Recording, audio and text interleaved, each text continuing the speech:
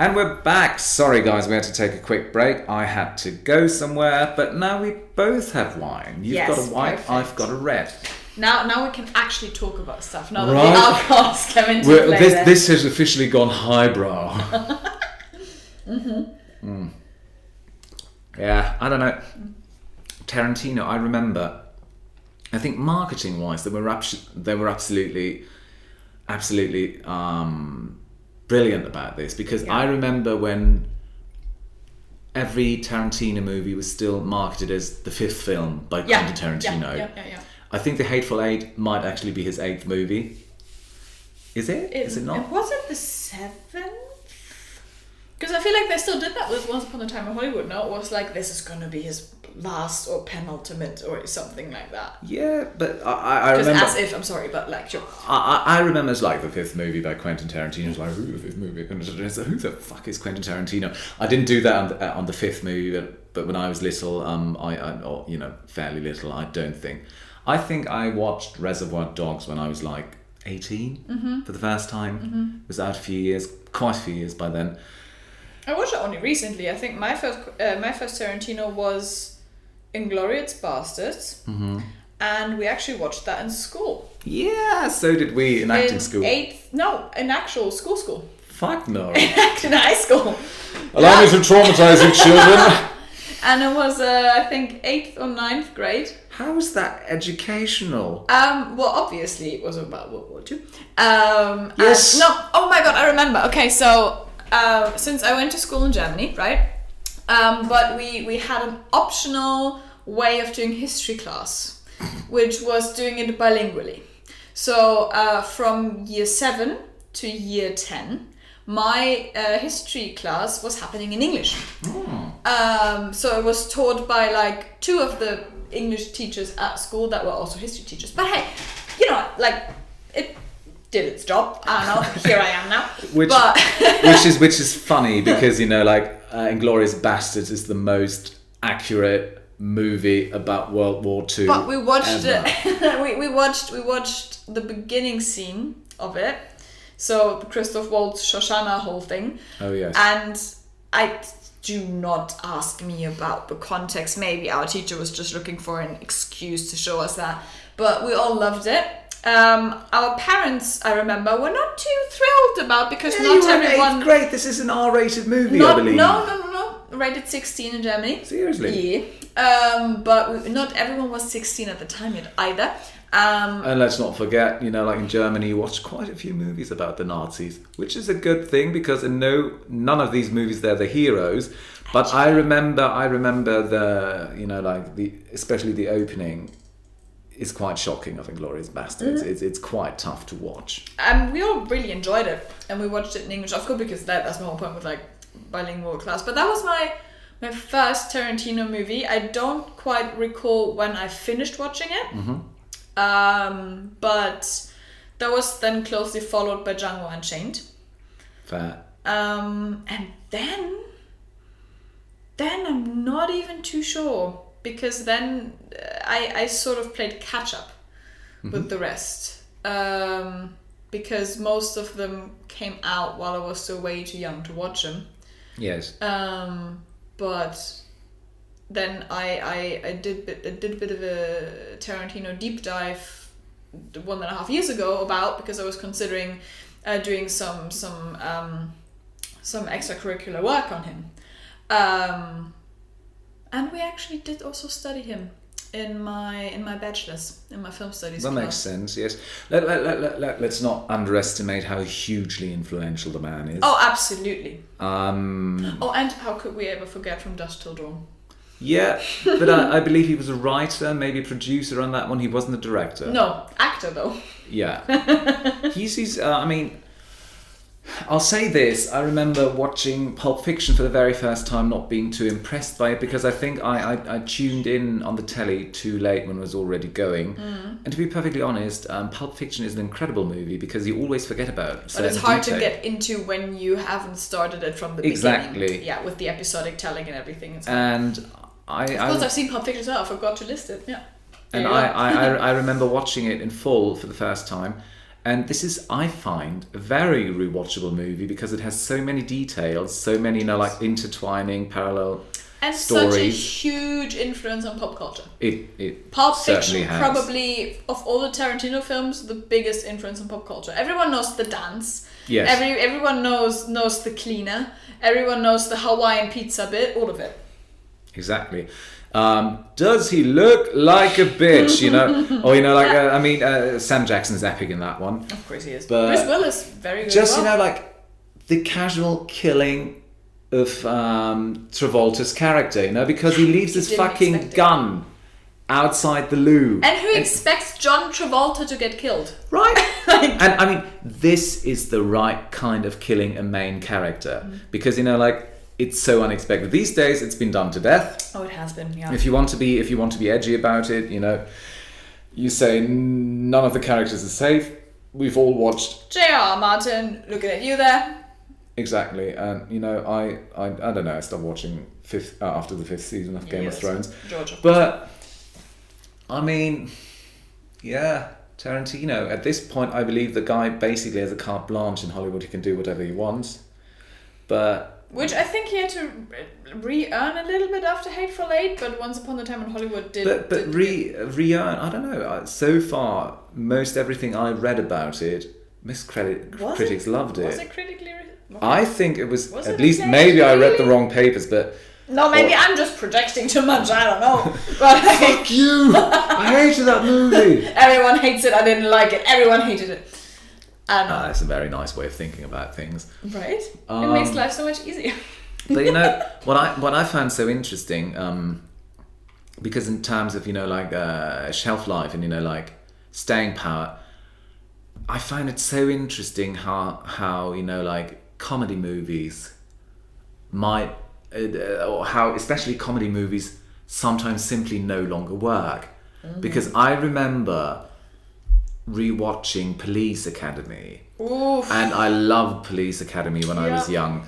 My mum told me about the time when she was younger and she watched it in cinemas, and how she loved it.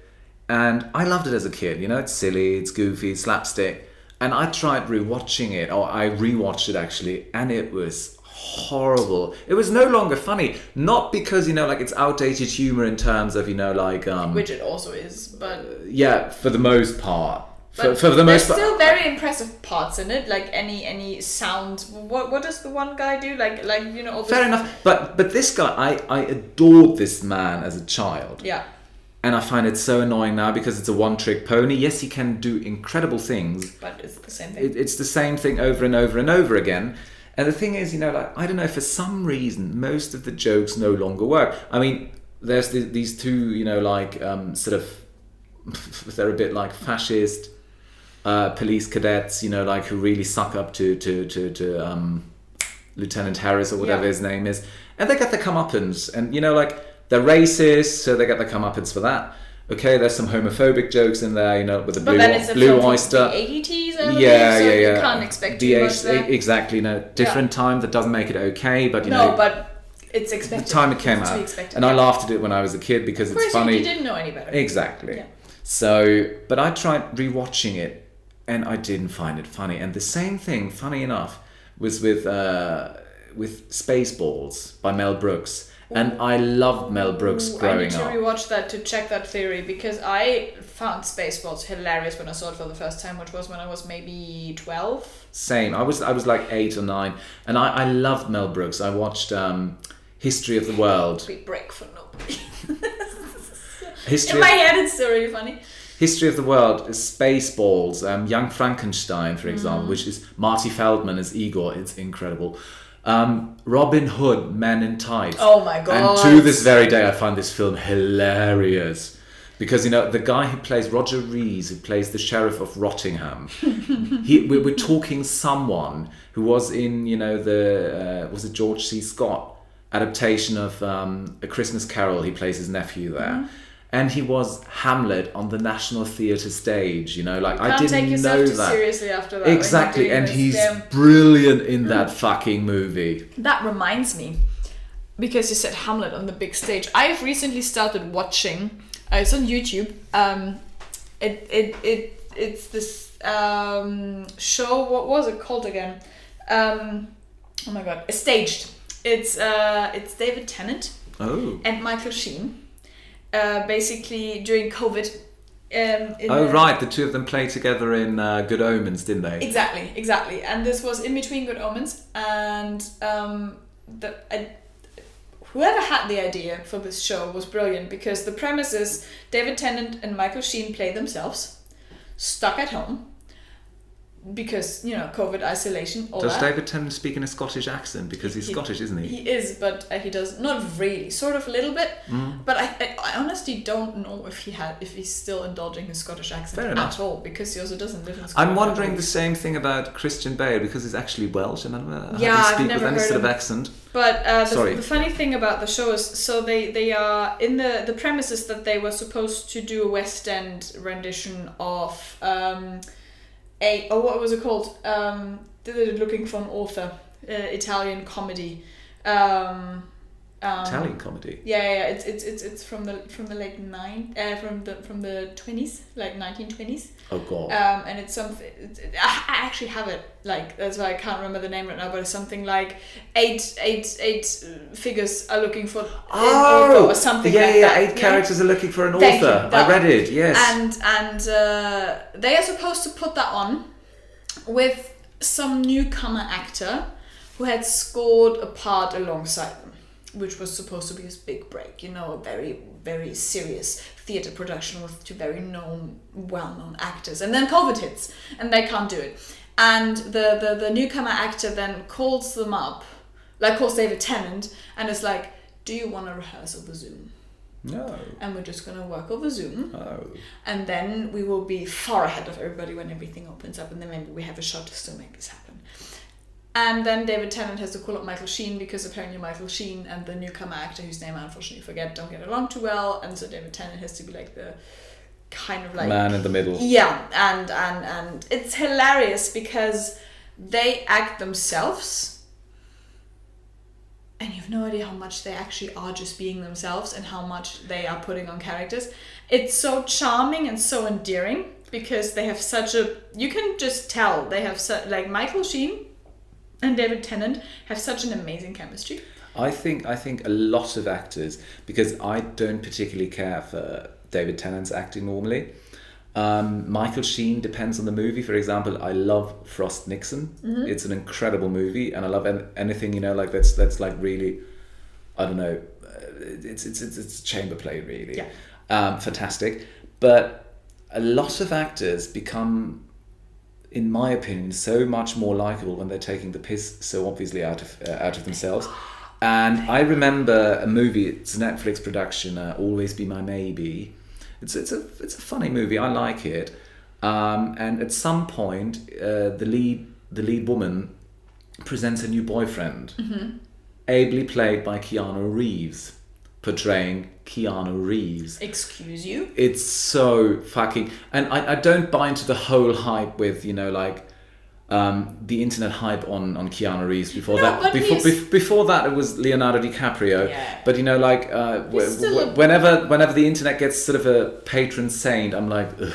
But the thing is, Keanu Reeves seems to be overall a really nice guy. He does. And the thing is, what really, really makes him likable, and I as an actor, I don't find him too interesting. But also not... Like, obviously, I feel like he's a household name that deserves it. Absolutely, because he delivers on what he is cast for. He puts in the work. Yeah, absolutely. He does. I watched John Wick 4. It's the first John Wick I watched. I haven't seen it. Hated it in terms of it's 3 hours long, but no one can say he doesn't put in the work, because the physical work he puts in. What I've seen of it, fucking insane. hell. Yeah. And some of it is beautifully choreographed. Really is. Yeah. But fair enough. He plays himself, right? He comes in and he portrays himself like such a pretentious, pompous arsehole. He comes in, he wears glasses, right? And the other guy who's secretly, or relatively secretly, in love with the main character, he's like, I didn't know you wear glasses. And he's like, no, I don't. He takes them off. Look, there's not even any glass in there. I do this because I study a character right now, and you're already rolling your eyes.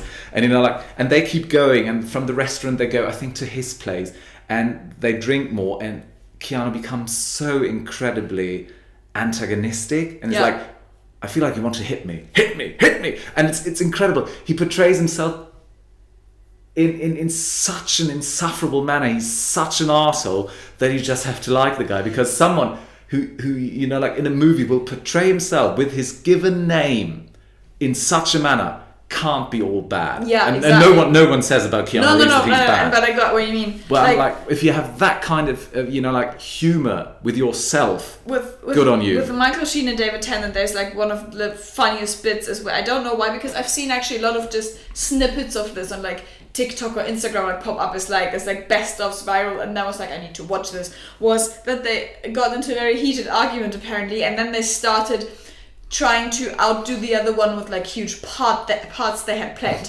and then Michael Sheen is like just breathes in, and David Tennant is like, don't you come at me with Twilight again. And then Michael Sheen is like, best-selling book since the Bible, baby. And David, is that true? Apparently. Oh, fuck. And then David Tennant goes like, I was Doctor Who, and Michael Sheen is just like, not anymore, you're not.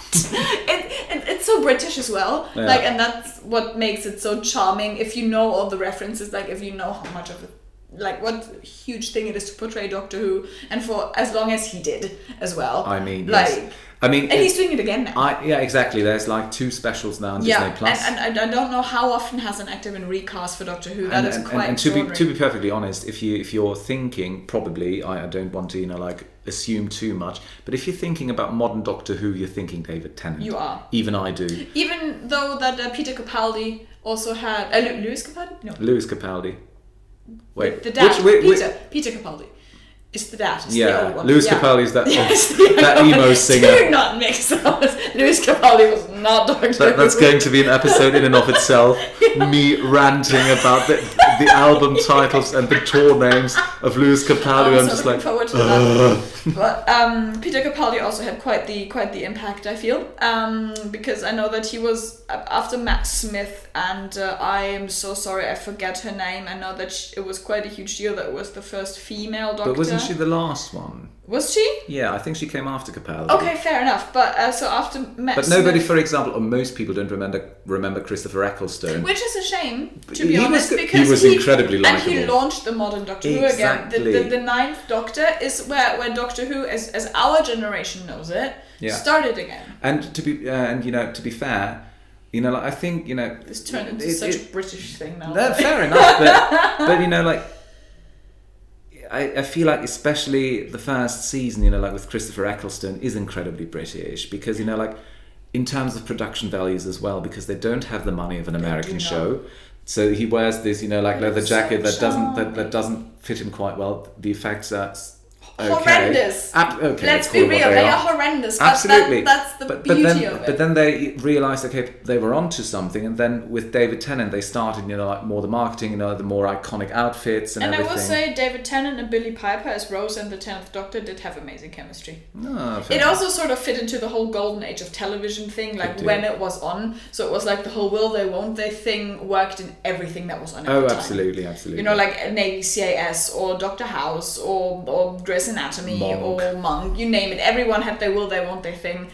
And Doctor Who, I mean, I bawled my eyes out. Like when David Tennant's Doctor was done and Billie Piper's arc was done and how they solved it. I'm not going to spoil it for anyone, but that was one of the most heartbreaking ends to a romance on TV I've seen in a while. I bawled my eyes out, and I'm not that susceptible to romance on TV. I do not care that. Like I watch everything, but explicit romance films or shows, I'm just bored by it. Yeah, like romantic movies. I don't know if there's any I do enjoy very much. I enjoyed Baz Luhrmann. Actually, come on. Love Actually was fun. Only watched it once after many years of being convinced by people. As a Brit, it's sort of like your national obligation. I do have to. Mm-hmm. It's true. And it's much better than I expected. It is a good one. Some of it hasn't aged quite as well, you know, like the guy that stands outside with the boombox, say it's carolers, you know, like I'm thinking like very problematic characters in there, not gonna lie. Yeah, absolutely. Yeah. But that was the one, but where was I going with this? Love Actually. Romance films. Oh enjoyed. yes, thank you so much. Because I have nothing against romance if a romantic arc is written well, but like when there's a forced romantic interest in any movie, because you have to have it, and The Hobbit, Desolation of Smaug. like series, but like that trilogy was absolutely cursed. But We like have differing opinions on this, and mine is the least popular one, but I hate Toriel. which one's Toriel? The elf. Yeah, no. I hated the whole trilogy. I hated everything, almost everything about it. But like in terms of romantic comedies or romantic movies, well, like I'll say this much: to this very day, I love watching Romeo and Juliet by Baz Luhrmann. I think it's brilliant. It's normally I think with Baz Luhrmann movies, Baz Luhrmann needs a second director because Baz Luhrmann's fantastic at spectacle. But he needs somebody to stay focused on like storytelling. Yeah, just keep him in line. I feel. Yeah. But and I know Claire Danes got a lot of shit for her performance, which I don't understand. I think Claire Danes is fantastic in that film, and like the whole thing works so well. John Leguizamo, young Leonardo DiCaprio. It's such a good cast. A very young Paul Rudd as Paris, who's basically. I don't think if he has any lines in the movie, it's just such a fun thing to think about. Paul Rudd as Paris. Yeah, Paul Rudd is Paris, and like years before the guy became, like he's sort of, like I don't know. He's Ant-Man. He's sort of, I don't know. I don't know if he's an A-lister, but he feels like an A-lister who sort of just like came in and like never burst in, but came in. And now he's there, and everybody likes Paul Rudd. It's a very Paul Rudd thing, though, right? He's just sort of there. And he's never. I mean, I don't want to like lean myself out of the window too far here, but I've never heard anything bad about him. No, never exactly. hear anything about him. Period. Other than here's the new project he did, and I feel like everyone is very stuck on Friends in that way, like that he's just the wholesome boyfriend of Phoebe in the end. He wasn't Friends. I never watched Friends. He's Phoebe's final boyfriend, and he's the one who sticks around for the longest, and actually is the final boyfriend for her. And it's a very wholesome. Spoilers, by the way. It has been over 10 years, guys. I know. Let me get it out of the way because yes, you've heard right. I've never watched Friends. I never cared for it when it came out. So get over it. I'm sitting here with this man, but yeah, it Paul Rudd, and then no, he's Ant-Man. And I recently watched what was it called? This show he did for Netflix, limited series. Living with Myself. Living with Yourself, something like that. I haven't seen it yet, but I've actually heard varying things about it. I liked it very much. The premise was interesting. I watched it with my girlfriend because her sister recommended it. I was like, I don't know about starting a new show because I'm very particular about that these days because I don't have the time. There's a lot of great programs, shows, and whatever out there, and I don't have the time to watch them all. Like literally, this is why I'm rather catching up on films because it's like 2.5 hours, not like 20 hours in even a limited, not limited series, but like in chunks. But it's really nice because I think Paul Rudd sort of shows his chops, I believe, as a character actor, and he's always been very likable. But in this very direct way, he shows how varied he can play. So I can only recommend it if you have the time, watch it, or at least watch the first 1 or 2 episodes. I feel. But I mean, like Paul Rudd for me is sort of like one of those unlikely careers that happen. I don't think he'd ever done would have done badly for himself. Like he wasn't Clueless. I love Clueless, fantastic movie. He's just someone who flays under the radar so much. He's just. Well, he was always very likable, but I didn't imagine him to have the career that he did. No. And like the same is true for let's say Michael Sheen. Because he's been in so many good movies. More so than you ever remember. You look at something like, is that Michael Sheen? Yeah, it's like, well, Michael Sheen's in that one. I mean, let's not forget that nice little cackle or giggle or whatever you want to call it in Twilight, whichever one it was. When he realized Bella's daughter and yada yada yada. Can we talk about that Michael Sheen is the main antagonist in Twilight? Like in the entire franchise? That it's hilarious. That I sat in a cinema and there was a trailer for, I think, the second to last movie, and I thought it was a parody. Because, because I see that. Because you don't see the main characters first. Everybody gets an invitation to a wedding, I believe. And you know, like they all look so cosplay. We're emo vampires. You don't get us, sort of thing. I mean, I fucking love it, but yes, they do. and I'm just, you know, like when the battle is over and he looks at the child, he starts this weird laugh. I'm just like, somebody chose to go with this, and the director chose to keep it. There's probably 4 or 5 takes, and they chose that one. Yeah, it's like, fucking hell, we're going with it. And Doesn't matter at this point, this guys, was a just deliberate take it. choice. This was a deliberate choice, that's for sure. All of it was a deliberate choice. Absolutely. I respect him for that as well. And the thing is, Michael Sheen's never going to be, I believe, one of my favourite actors, but Jesus Christ, he's in one of my favourite movies of all time, and that's Frost Nixon.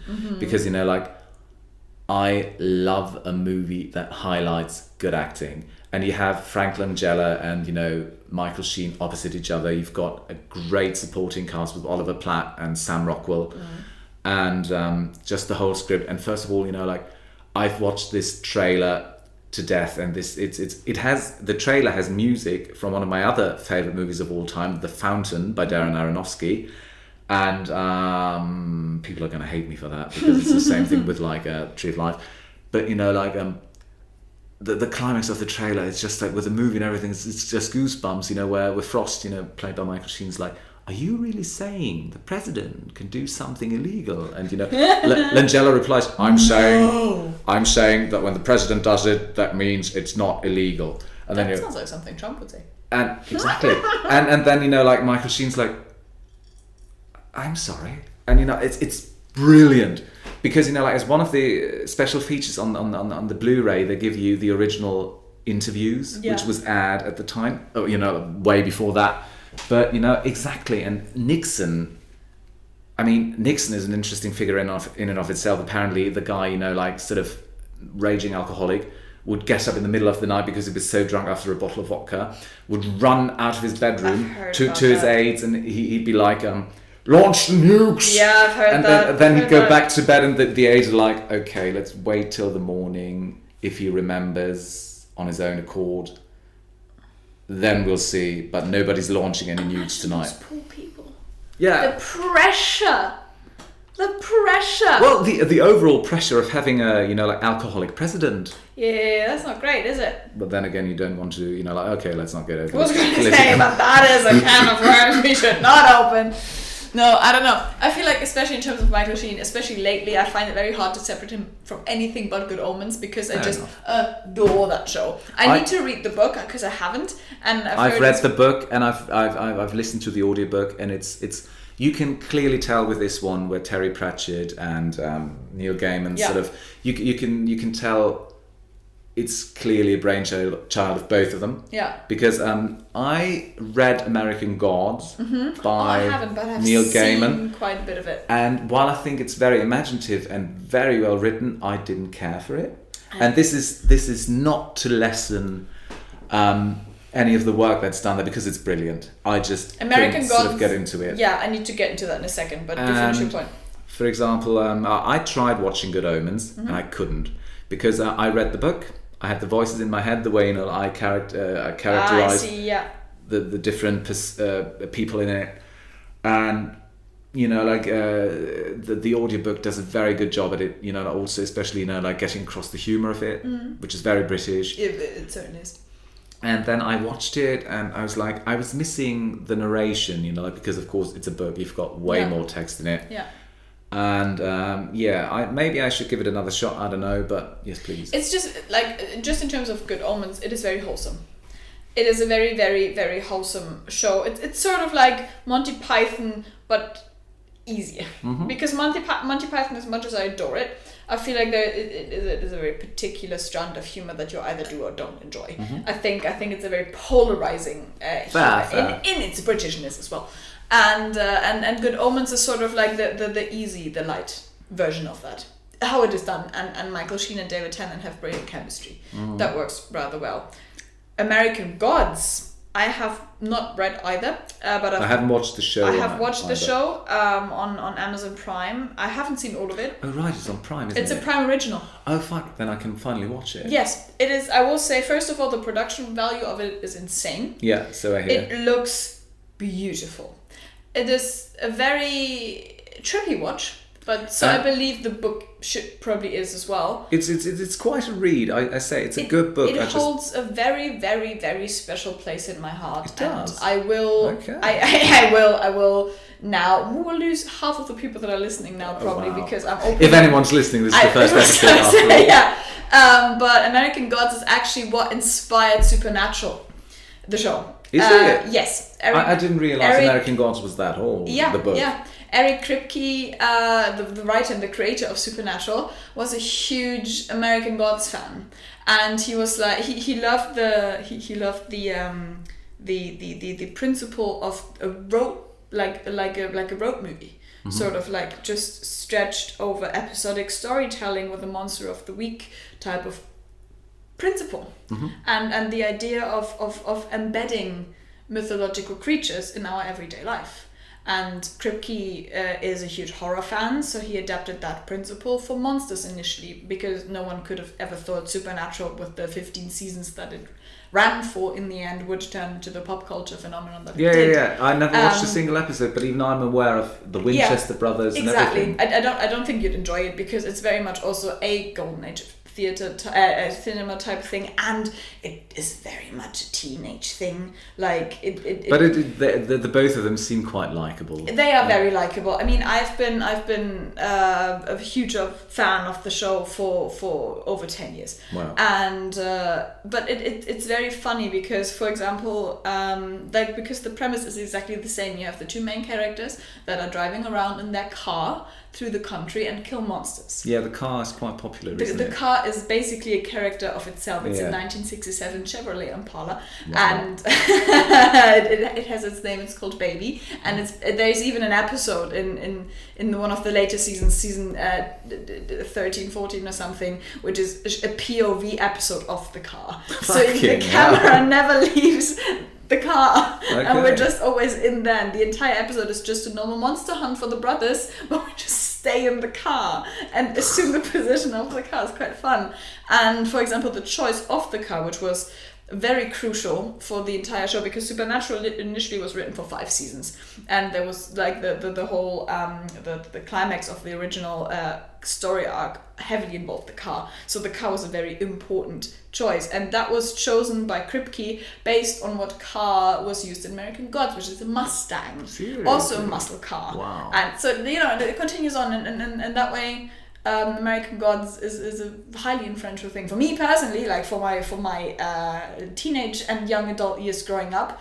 Now leading into The Boys on Amazon Prime, because The Boys is also created by Eric Kripke. Oh, really? Yeah, and it features quite a lot of Supernatural cast and a lot of Easter eggs. Oh, wow. Okay. I didn't realise. It just moves on and on and on. Oh, there you go. Also highly recommendable, The Boys. Yeah. Very gruesome, but really fun. Exactly. I don't know, at the moment, I need to lay off the gruesome stuff, because I need the tongue-in-cheek gruesome. I, for example, watched a bit of Ash versus Evil Dead. Yeah.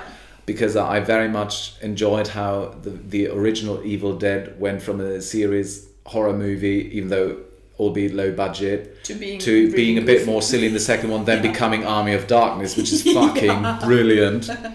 I almost went to a screening not too long ago. I didn't have the time in the end to go, but fucking Army of Darkness, right? Bruce Campbell, enough said, the guy's fantastic.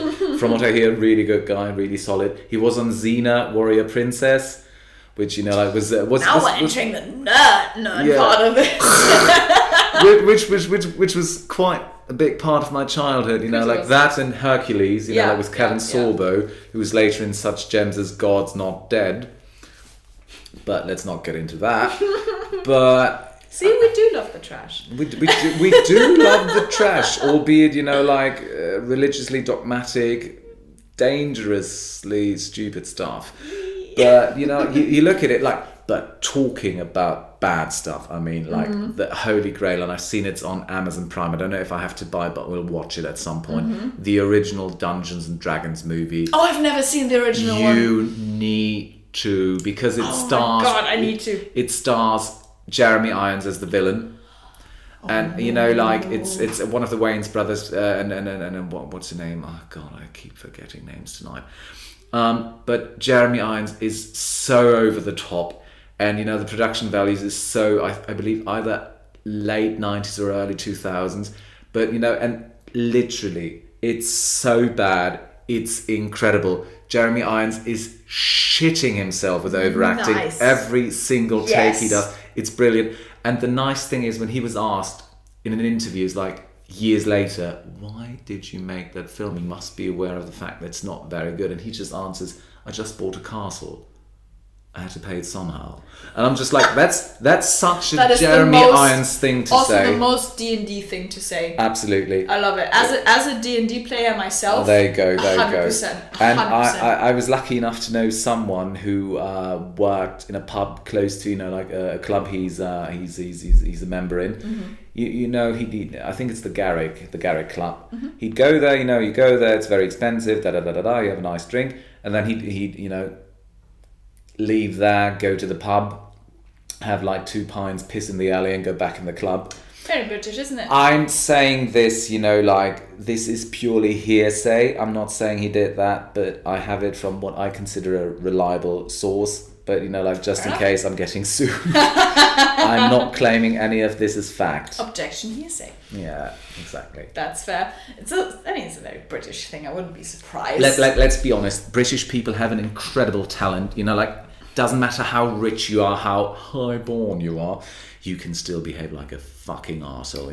Pissing in an alley, you'll find a reason no matter who you are. I say that with all the love I have for the country. I've lived there for 4 years, but oh my god. And I'll say this, being half British myself, and half something else, but and being very British in my way myself, but you have to be aware, people everywhere can be arseholes. Oh, yes. But the British, of course, as any other country, have a very certain brand of arseholeness. We also have to disclaim both of us lived in London for the time being, and I mean London is a cosmos of itself. Yeah, in and of itself. And the thing is, every country has its own brand of arsehole, but I think, as a Brit myself, I find, you're more aware, maybe, if you're lucky, of your own type of arsehole, because, Probably, it's a good thing if you're aware of it, so maybe when you're abroad, you don't have to go full arsehole while you're there. Ideally, but then, But, yeah, and, well, that's the thing.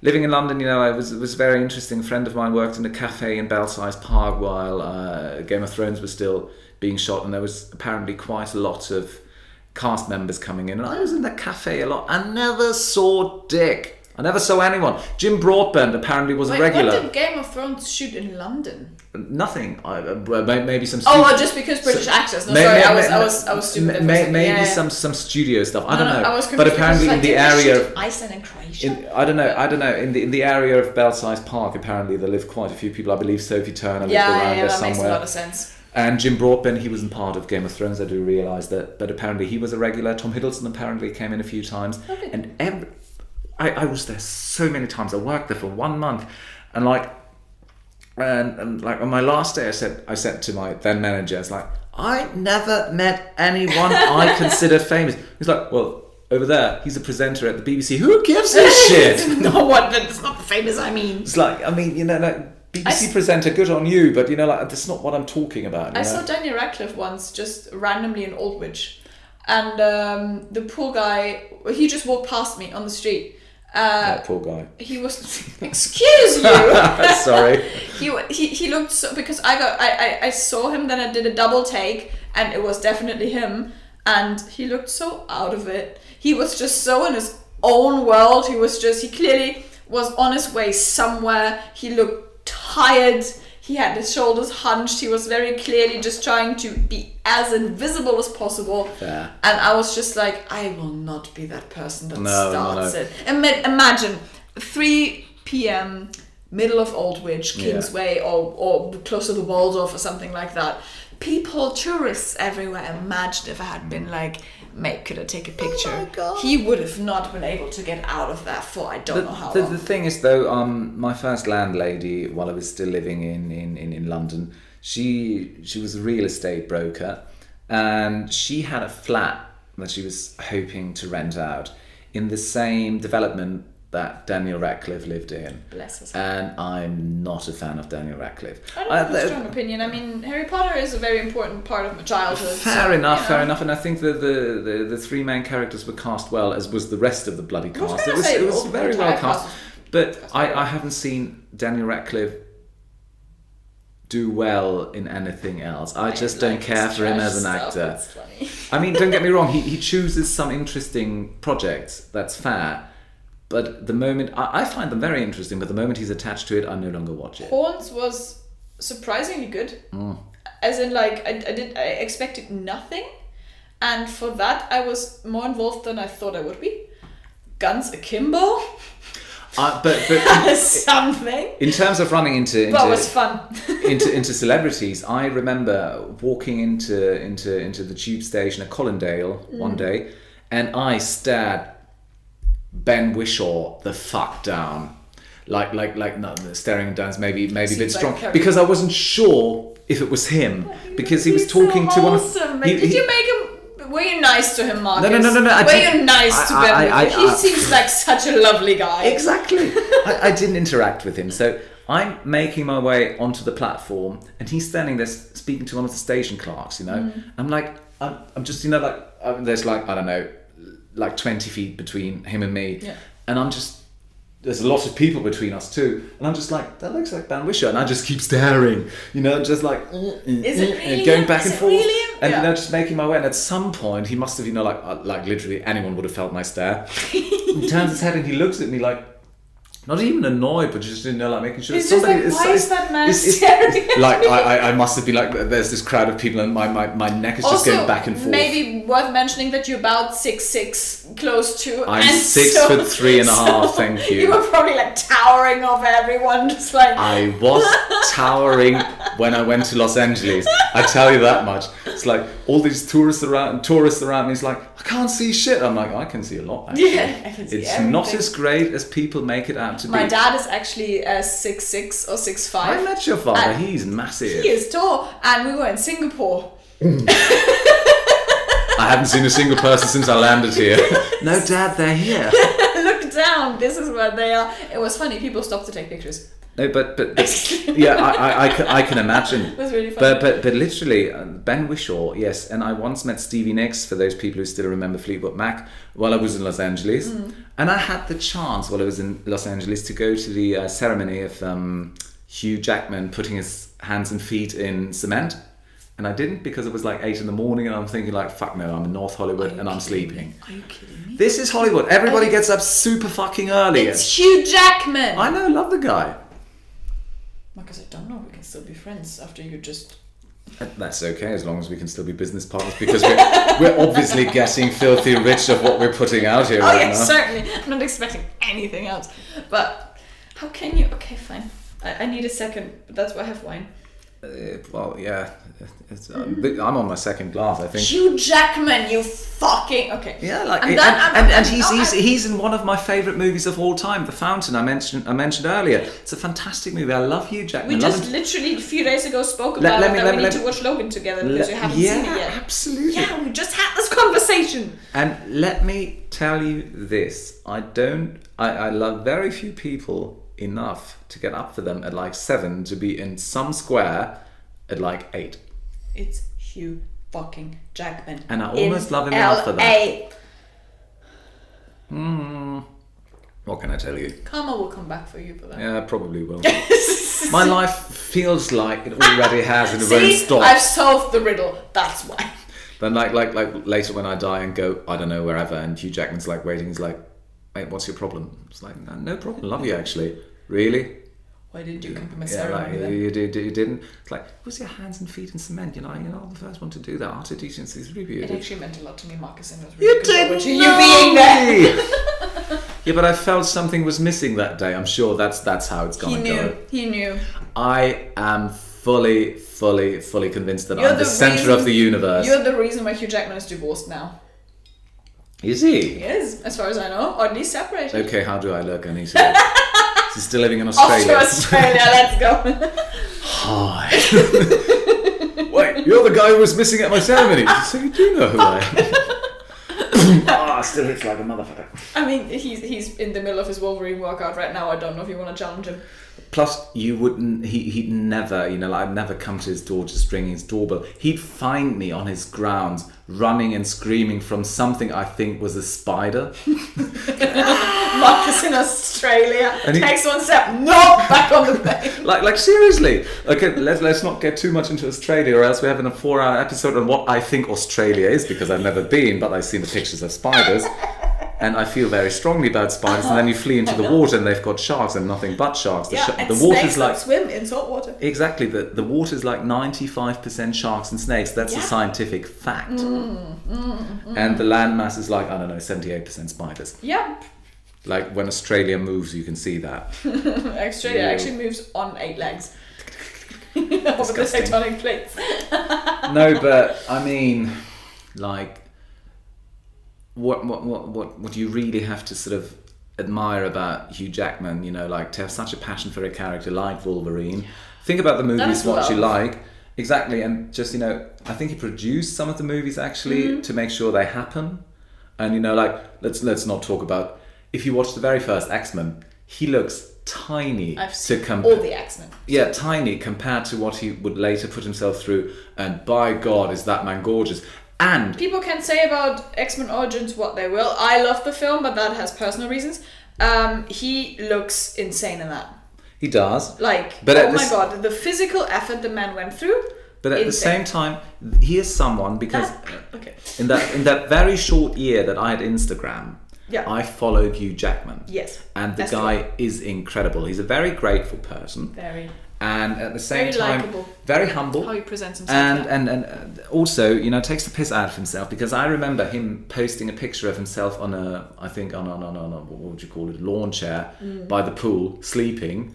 And he doesn't look good, Well, he's still Hugh Jackman. He looks incredible, but he's like sleeping, like we all do, mouth half open, sort of drooling. And he posts the pictures and here you go, and this is me at 50 something. I'm like, wow, look at the guy, confidence. Absolutely. And also as somebody who's been, I don't know, voted sexiest man alive more than once, I believe. Yeah, I think so too. It's like, I don't know, the guy either is or is able to project a very likable, image of himself. Same as The Rock. Yes. I follow The Rock, and I did too. Very wholesome guy. The funny thing about it, right? I mean, we don't need to talk about how insane his physique is, right? And his workout plans, everything. I mean, but then as I know of the Instagram feed, he does a cheat day once a week. Yes. He always posts that the amount of food and sugar and donuts and cake and oh my God. I always remember. I believe those were his cheat days. With massive amounts of sushi. I think he's got a soft spot for that. Cookies, all the cookies. I'm just like, mate, how do you I appreciate the principle of a cheat day, and believe you me, I love sugar. Like nobody's business. But that amount? Yeah. I couldn't. I mean, And that's just the dessert plate, And this is also interesting, because now we're sort of getting into the territory of athletes. In this case, let's say wrestlers turning into actors. Yeah. Like Hulk Hogan, for example. When I was Hulk Hogan, apparently very questionable figure. But a lot of movies, or not a lot of, but a handful of movies from my childhood that I do remember quite fondly, because I found them fun at the time. Of course, you've got The Rock, who's basically I feel like today's Schwarzenegger, because he does the same sort of brand of movie. Yeah, exactly. Dave Bautista. Fucking Dave Bautista, sure. Very likable as well, how he presents himself. First of all, but second of all, of course, he's in his fighter movies and whatever you want to call it. But as Drax in Guardians of the Galaxy, he is hilarious. Drax, the opening scene of Blade Runner 2049, even as the henchman with just one line, Inspector. And Army of Thieves, or he's in that Army too. of the Dead. One of them he has been. Army of the Dead. Also hilarious. And the thing is, he is way better than he has any right to be as an ex-wrestler. Ex-wrestler, I believe, yeah. Because, he is fantastic in Blade Runner 2049, or as Drax. the work he puts in when he takes off his glasses because Gosling finds him, it's incredible. I was so stoked to see him in Dune because he's in that one too as Beast Raban. Either. I read the book. I love the book. So I was like, wow, Dave Bautista. I only know the 80 something film. I think 84. Yeah. I was so stoked for him to be cast as Beast Raban because it's a very well known character if you read the book, because he gives depth to any character, like to the important ones he plays, because I was like, and then again I liked the new Dune very much, but all the acting heavy scenes I cut short because there's so much to put into 2.5 hours because it's only the first half of the book. And there's just so much going on. I get that, but it's such a shame because it's him and Stellan Skarsgård in that scene. As Stellan Skarsgård as or Stellan, I don't know. I know. As Count Vladimir Harkonnen, which is an incredible introduction for him. And then Beast Raban. There's going to be more in the second one, I'm sure. But I am so impressed with Dave Bautista that he's enough. If I'm on the fence of going to a movie or not, that I'll say he's in there. I'll watch it. I have a good time. He was even intriguing Inspector, and he had one line. His physical presence. He was Inspector. He was. They brought back with him the classic henchman. Yeah, I was gonna say he was a henchman to Christoph Waltz, wasn't he? Yeah. Yeah. And the Spectre was a fucking good movie. Spectre was really fun because it ends on Westminster Bridge, right? Yeah. It's always funny how in movies, chases, climaxes always happen on landmarks. The house of my ex-boyfriend was in the back, not his house, but the building he had a flat in. Because on Westminster Bridge on one side you have Buckingham Palace, Parliament, right? Parliament and Big Ben. I promise I know London. Let me tell you right now, fuck your ex-boyfriend. I know very little about him, but to be able to live in a place like that, he can go fuck himself. No, it's not that. It's student accommodation, actually. I don't give a shit. That is student accommodation, because there's the one round big building, which is the Park Plaza Hotel, and right next to it there's this white building, this white and black building that is a bit it looks a bit wobbly, and there's one university in there, which is some form of economy, not LSE, but close to that, not London School of Economics, but something similar, I don't know. And Urbanest, it's called. It was just varied student accommodation. Still expensive to hell, do not get me wrong. Tiny rooms, but quite nice for student accommodation. But I basically lived in there with him for a while, for about a year. And it was just insane to watch a James Bond film, and then you watch the end sequence, and then you look in the background, you're like, there is my balcony. But this is also something very interesting living in London. I haven't lived there for over 3 years now. I hope I don't know if I want to move. 2 weeks. Yeah. You really are. Mm-hmm. But I don't know if I'd like to move back into London, but somewhere outside English countryside, most definitely. For sure. But Cotswolds. I mean, it's so interesting. You can go through so many parts of the city, or Greater London, where movies been shot. Yeah. Because you go, for example, through Camden, and the river or the canal was part of I believe Skyfall. So many movies, but yeah, exactly. Or but it can also really ruin the immersion other way around, because I remember I watched Cruella, the new one, and there's just a because Regent's Park is established as quite the important, I believe it was Regent's Park, is established as quite the important location. And she is there just has an epiphany with herself, bit of a heart catching up with her past type thing, and then just to quickly get somewhere. And the way it's cut, and the way the driving sequence, because she was then headed to Regent Street, to one of the main shopping mall, not shopping mall, turning American there, but one of the oh my god, it's like this black and white old looking building. It's really famous as well, with woodwork in the facade. Okay, I'm blanking. I forget, but it's around where the Gucci store is, and just in Regent Street, coming from Piccadilly Circus towards Oxford Street, Regent Street on the right.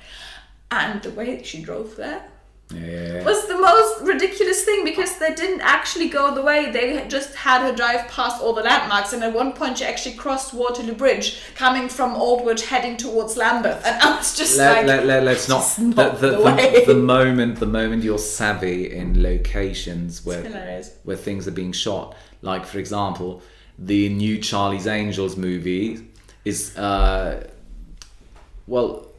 surprising part of it is shot in Hamburg, Germany, and there's the Elbphilharmonie, which is, like a philharmonic orchestra, concert building, hotel, and some offices in there. Yeah. And it's sold as a bioweapons facility, if I remember correctly. So funny. And that still works, I suppose, for a global market, because I don't think... It's quite the iconic building. It's just fun to recognize. Yeah, but the thing is, I don't think too many people outside of Germany are aware of what it really is. No, unless you're a classical music track. Exactly, and if you were to do the same thing, for example, with the Sydney Opera House, would work. But I was like, I know Hamburg. Yeah. And I'm like, no, this doesn't work. And the same thing is like, I went to watch Spectre, funny enough.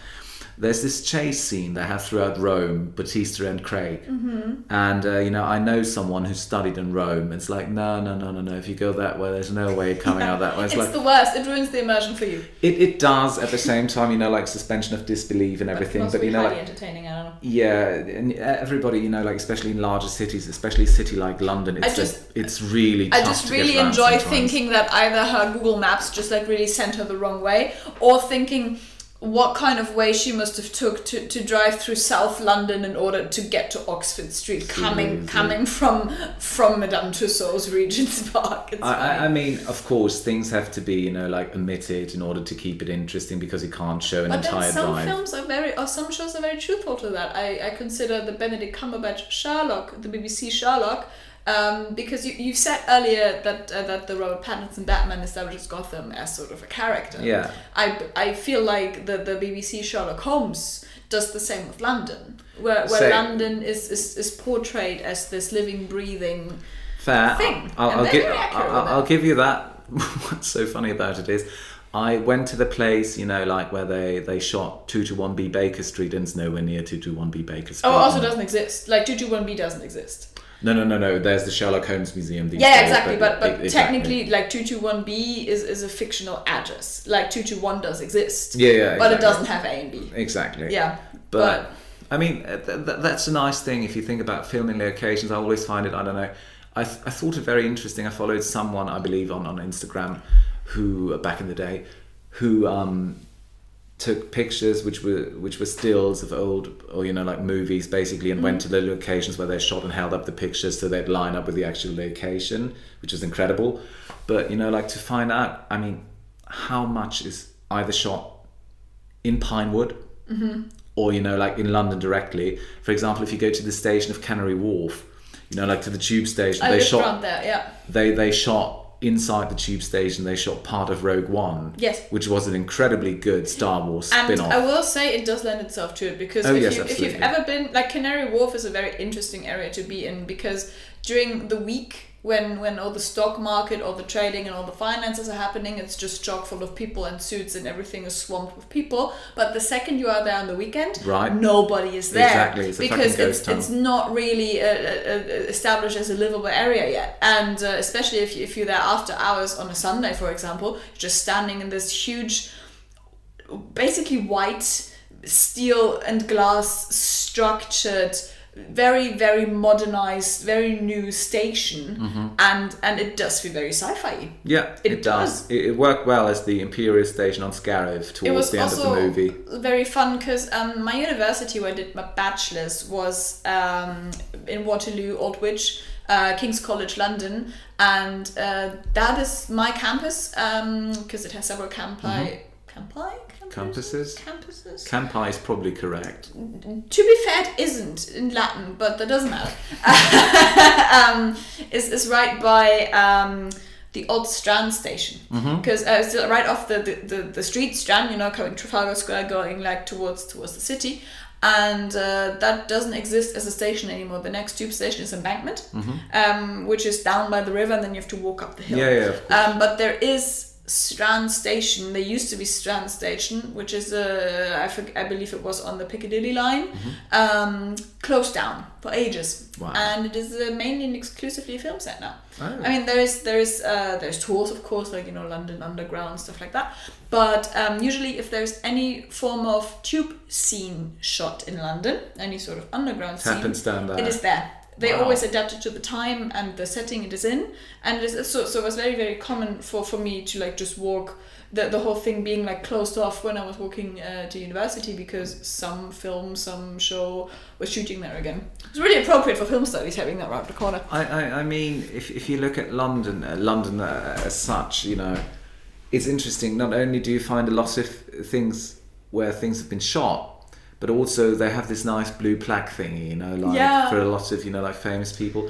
And I used to work close to, I used to work out of Knightsbridge at some point, and I used to live close to the flat where Ava Gardner used to live. And you know, when I went to Waitrose, don't ask me where it was. That was the most posh thing he has said all day. Yeah. Waitrose. Yeah. Because that's one fucking expensive supermarket. When I went to Waitrose, oh yeah, okay, Mr. Money. Yeah. Mr. Money my ass, but I was hungry. Yeah, I get it. But you know, I used to work in a pub where that was quite the haunt for, you know, like at the time, film stars of their time, you know, like Peter O'Toole came in, Elizabeth Taylor apparently came in, Richard Burton, they both were regulars apparently. The people more savvy to the London pub scene probably know what I'm talking about, or which pub I'm talking about. I'm not going to give it away now. But, you know, like, and apparently even Michael Caine came in at some point because he used to live close there, and Christopher Reeve. Damn. Reeves. At his during his time as a Superman, because, you know, I think part of it was shot at Pinewood, and he was I think quartered around there. And the same was true for Timothy Dalton during his time as James Bond. No way. Yeah, and I mean, how unlucky is it? I mean, I never managed to take the tour at Pinewood, but I should. Star Wars was shot there. You know me, I love Star Wars. I was going to say Star Wars is something that is really up your alley. The 007 soundstage is there, which burnt down twice at this point. And you know, like I want to see this thing, but you know, there's just something to it as an actor or a film student or both. Yeah. You know, to walk through such a city. I remember sitting on the tube next to someone who had a crew T-shirt of Solo. He was part of the stunt crew. Think about the movie What You Like. Yeah. But it was really nice. You sit next to someone, and I'm like, is that? I pointed at his T-shirt. It's like, is that the real deal? He's like, yeah. So you doubling anyone major? It's like, no, just background work. It's like, is it fun though? He's like, yeah, it's a lot of fun, and that's very likable. You know, like, because this is part of everyday life there, which is the appeal of London. Because, you know, I walk through the street. I had a guy in front of me who just went for an audition for the Phantom of the Opera. Yeah. I don't know which part, but you know, like, it's something that's so normalized there. You know, like with you have highbrow entertainment, you've got classic entertainment, you've got, you know, like the A friend of mine, he's been doing extras work, and he's like just background extras work, but he has been in the new Dumbo, he has been in Fantastic Beasts 2, he has been in London Has Fallen, he has been in the No Pinocchio, and it's lots of other stuff, and it's just it's a very common thing to do, I feel, because I know a lot of people. It's like, oh yes, my mum wasn't that one. I say, what do you mean your mum wasn't that one? Well, you know, like, a lot of people just apply as extras, and they sit in the background. With Simon Pegg, because Simon Pegg just I don't know what film it was, but he was there as extras work, and Simon Pegg just like happened to walk past him to say hi to the actor, because I believe Simon Pegg was directing or something, and he just said hi.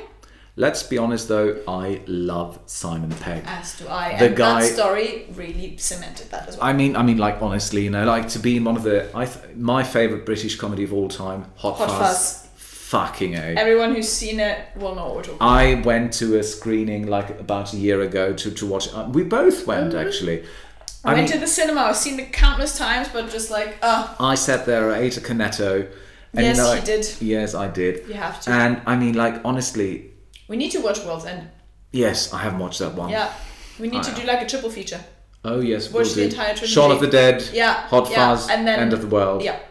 Or The World's End, sorry. The World's End, yeah. It's great. Actually, Hot Fuzz has been shot in the city where my best friend went to school. Really? Yeah, it's the city of Wells. And she went, she's actually a friend It's gorgeous. Yeah, she's a friend from Bavaria. But she went to boarding school in Wales in England from year 8 on, or year 7 on. And that's what Hot Fuzz. So the entirety of Hot Fuzz, she was just like, yeah, we'd go there like that. Because it's just the inner city of the place. Well, I used to live opposite Peel Centre, which used to be the biggest Met training ground, I think, and believe all of England, which was later, sized down. And they shot the opening scene there, when he's getting his new assignment. Yeah. Exactly, they shot that there. And when they were demolishing part of it, they shot, I believe, X-Men Apocalypse partially there because that makes sense. Oh yeah, when the building collapsed, when Magneto goes a bit rogue on the people. I haven't watched the movie, but I think they put up some Russian street signs or something like that. Somebody told me, and then when it was halfway torn down, they shot a scene there. Apocalypse or Dark Phoenix? I think Apocalypse. Because or maybe Dark Phoenix. I don't know. Because in Apocalypse, he there's two things. Not Russian, Polish. Because Polish, he was in Poland and he has been hiding away, undercover, has a family, all that kind of thing. Magneto. Yeah. Well, he comes from Polish ancestry, doesn't he? Exactly. Well, no. He is German, but it's a whole mix. But his family dies during the Holocaust. Exactly. He's actually from Düsseldorf. I know my X-Men. And at least in the I'm not going to speak for the comics, but the Fox X-Men that has been shown, and he's from Düsseldorf, but he's hiding away in Poland because I guess they figured that Poland was going to be close enough with the Holocaust industry that he has. And he has a family, he's married, has a kid, and lives undercover there, and he works in this shocker metal working company. Whoop, whoop. And then someone snitches on him. They find out who he is. People kill his family out of fear because, oh my god, mutants. And then he goes low-key rogue and demolishes the factory, sort of. Also encouraged by Apocalypse as the antagonist. And that was probably shot there then. That's pretty cool.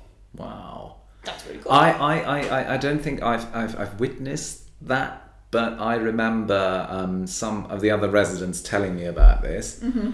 And I mean, I don't know, this brings us, I feel like, from about talking about the movies itself, about the process of it being made, as feeling part of it. And I think as somebody who's lived in London, I haven't lived in New York. I've visited Los Angeles, and there's I was actually there when they shot Zombieland. Oh, no way! And I love Zombieland. Such trash. So much fun. I watched it very late. I think I watched it for the first time 2 years ago. Oh, no way! Yes, and there's a scene of, I think, Hollywood Boulevard, after everything's gone to shit.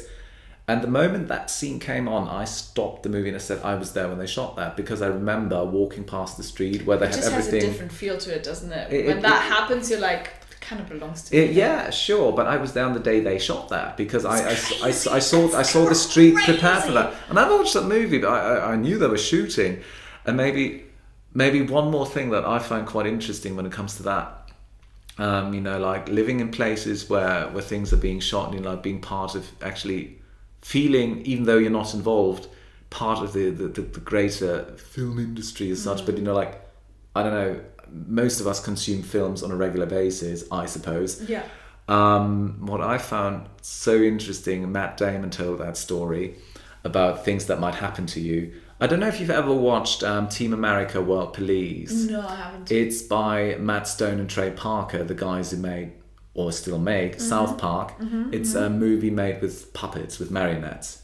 Sounds disturbing, but go ahead. And so at some point, Team America, it's very, very snarky sort of satire. Yeah. And at some point, a lot of Hollywood actors basically sort of oppose them, and Matt Damon is portrayed as being able to do only one thing, saying Matt Damon. And Matt Damon was shooting, I believe it was The Bourne Ultimatum. Yeah. And he was at a park where he was supposed to shoot a scene. Everything was cordoned off, for a wide area. And it was years and years and years and donkey's years after Team America, and he said he was getting ready for that scene, and then all of a sudden, over the wind carries somebody going, Matt Damon. And if I remember correctly, he said he broke off the shooting and said, like, I needed a moment. People refuse to forget.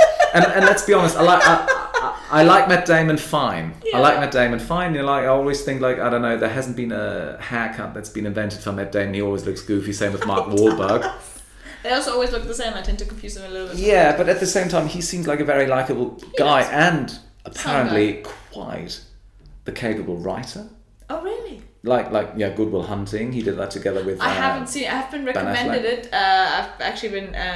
I think it's a sound movie. Earnestly been recommended it because I've been told that it would resonate with me in certain ways. I do like it. It's in my opinion, it's typical underdog story fare, which works well for this movie. I never quite got the appeal of the Bourne movies. I get that they're modernized, you know, like film fighting in a way, because I get bored by run-of-the-mill action films. Because run-of-the-mill, it was revolutionary at the time, I believe, because, you know, like the fighting, for example, was incredible. That's not enough to keep me in, though, because I always feel like the characters are a tad too shallow for me to really get emotionally involved with them. I don't know. Very controversial statement. I'm aware. I'm just not I like action films, but I'm like I will watch them and I enjoy them, but there's certain ones. Mission Impossible, for example, not my thing. Bourne Identity, not my thing. Bourne Identity, I cared for the hand-to-hand combat sections because it was amazing, but overall, it's the type of, you know, spy thriller that's very grey, very industrial, very sort of, you know, like all these office buildings. I don't care for that. Yeah. Plus Heike Makatsch. Is it Heike Makatsch or is it the other one? Heike Makatsch, Franka Potente, I can never keep them apart. But, you know, like, my favourite part was, you know, like when her character gets killed off. In the second one, you know, like, this is nothing against, you know, her as a person or her as a woman, not at all. Of course. But her character's so fucking boring. And then, you know, like, in the third part... Not her fault necessarily, maybe the writing. Fair. Yeah. And in this third part, her brother appears, played by Daniel fucking Brühl. And if you I do like Daniel Brühl. Okay, fair enough. This is where we end, right? We had a good time, you know. This is the first and last season, the first episode. He is the best thing we have going in America right now. Prove me wrong. Well, you know, like, by comparison to what? Matthias Schweighöfer and Til Schweiger. This is like comparing apples to Nazi oranges, you know. Look, the Alienist. The Aliens. Even Gary Oldman said he watched The Alienist because he very much liked it. Yeah. Fair. Because also Jude Law and Daniel Brühl have a very interesting dynamic, and I think I'd imagine. I think it is hard for a German actor to stand your ground in America and Hollywood for anything that is not a classic Nazi role.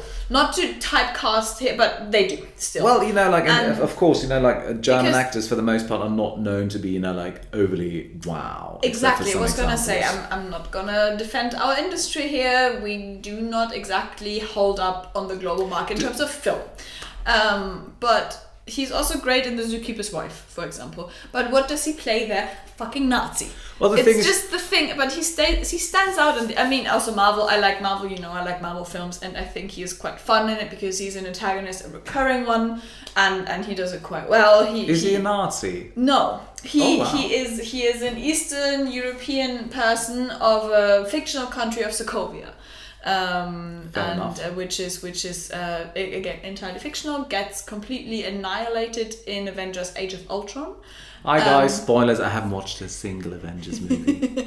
He's not a fan of Marvel, that's okay. And then Daniel Brühl is the antagonist in that one because he is a survivor of the country being sort of torn apart by civil war and by proxy by weapons that Iron Man, Tony Stark invented and everything. So it's kind of like commentary there. But he also recurs after the film because he doesn't die at the end. And he comes back and he returns in...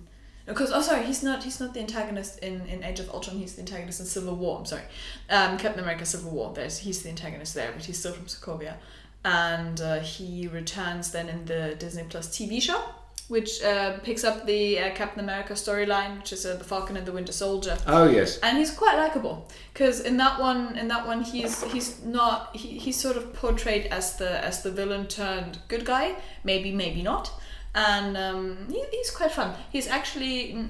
Maybe comic relief is a bit too much because Marvel films don't exactly need that from one character because they do that all the time because the characters are really goofy all the time. But you know, don't get me wrong, I'm always grateful for casting an actual German as a Nazi. Not that I believe that Germans are Nazis, you know, like no, but at least but have someone speak the language. Exactly, as someone who speaks German myself, yeah. You know, it's always very telling when you've got someone who's not a native German speaker. It's always fun when you watch something and then the DVD or whatever you're watching thinks, oh, you don't need subtitles for this is your language, and then you're like, no, this is when I need them. I do not understand a word they are saying. And it's so interesting. You always hear like, oh, you cast an actual German person as a Nazi. It can't be that hard. Because, you know, like, that's normally what you cast people for, or German people for. And what I find so interesting, Thomas Kretschmann, fairly well known, you know, like, has a good career, plays lots of international movies. You know, like, he's not considered, I don't know, like a character actor. Like, for example, Bruno Ganz after Downfall did so well internationally, deservedly so, fantastic actor. Absolutely. Ulrich Tukur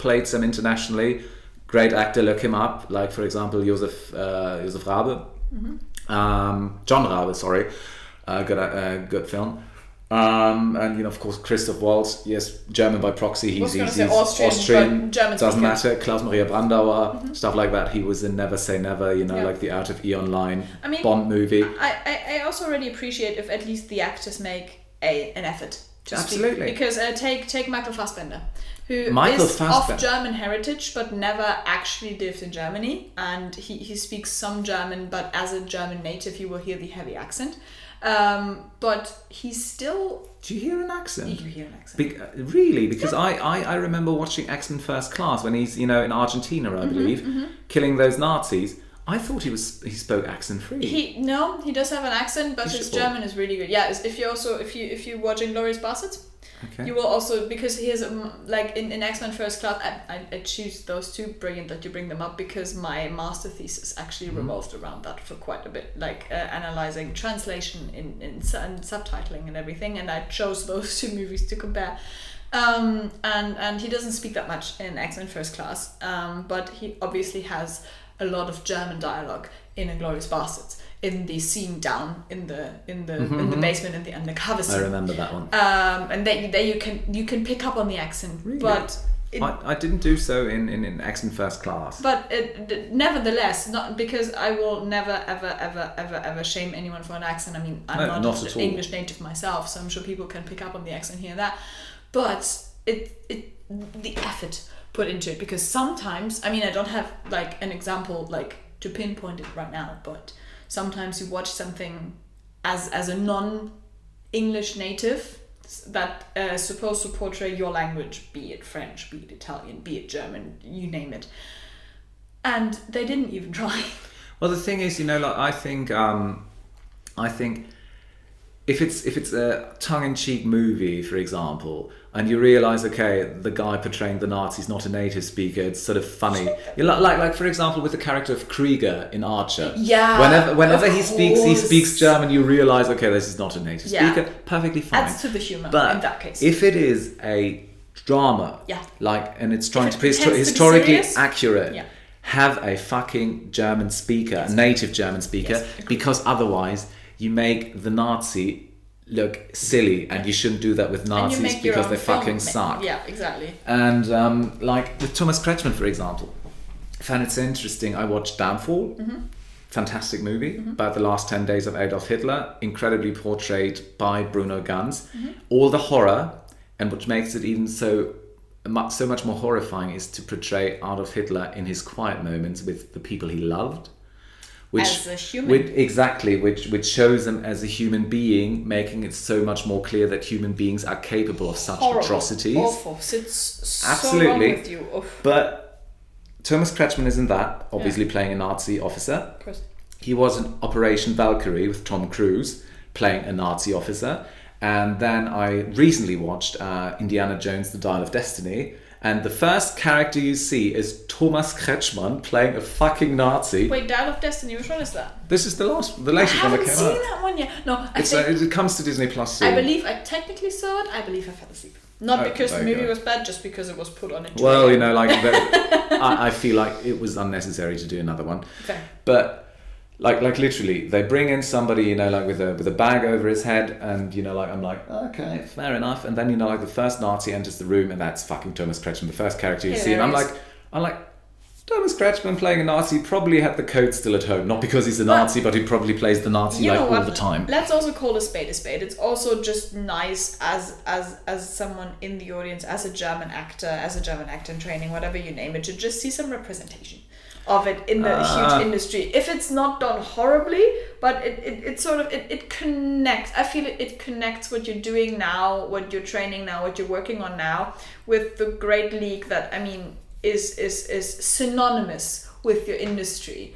And if you see people that are from your area, from your country, from your background in a way that technically have the same tools and the same training, in the very broad sense, available to you, to them as you do, and they somehow manage to connect it just makes the whole industry, because it's such a global film, it just makes it all feel like a little bit closer. Yes, it does. And that does. I appreciate I feel like it's become exactly more interconnected. Yeah.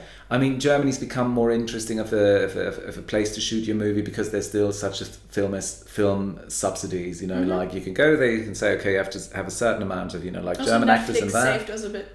Fair enough. Netflix productions are actually quite good, like Dark, for example. But it's nice to see, to see actors who are up until then mostly known to their local audience make it big. Yeah. I'm not the biggest fan of what's his name, Jean Dujardin from The Artist. I didn't think it was right that Gary Oldman lost to him, because Gary Oldman was fucking brilliant. Tinker Tailor Soldier. He's a huge Gary Oldman fan. Gary Oldman, greatest actor alive.